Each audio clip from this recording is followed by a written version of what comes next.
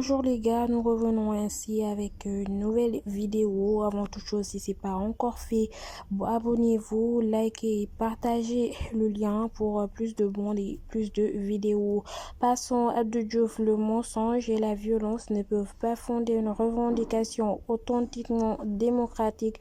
Sa parole est très rare, mais le discours de l'ancien président sénégalais Abdou Diouf prononcé lors d'un colloque tenu le 6 novembre 1990 consacré à la démocratie semble encore d'actualité. Quelques extraits de cette déclaration sont d'ailleurs dépoussiérés de la plateforme de l'Association des juristes d'Afrique AJA pour certainement participer au débat politique.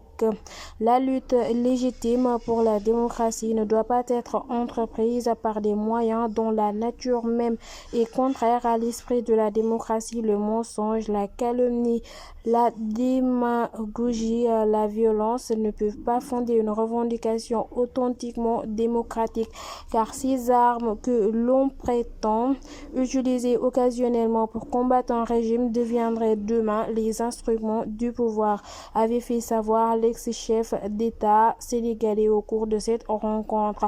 Alors ainsi, nous passons à Mimi Touré.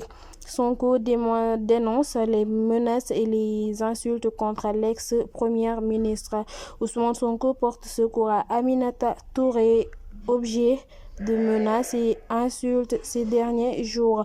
Le président du PASTEF, les Patriotes, sur sa page Facebook mercredi, dénonce vigoureusement les menaces et insultes dont est victime Madame Aminata Touré. Elle peut compter sur notre soutien actif et même physique contre toute agression pour une mafia politique couverte d'une immunité judiciaire et d'une inaction complice des FDS, a martelé Ousmane Sonko. L'ancien premier ministre Aminata Touré informe ce mercredi qu'elle fait l'objet de menaces et insultes, et ce depuis sa conférence de presse le lundi dernier, au cours de laquelle elle a exposé les détails du deal entre le Parti démocratique sénégalais et le président Macky Sall, invitant les Sénégalais à demander la démission de Macky Sall. Pros réitère aussi son appel à toutes les forces vives de la nation pour un sursaut salvateur pour en finir avec ce régime violent et corrompu de Macky Sall qui,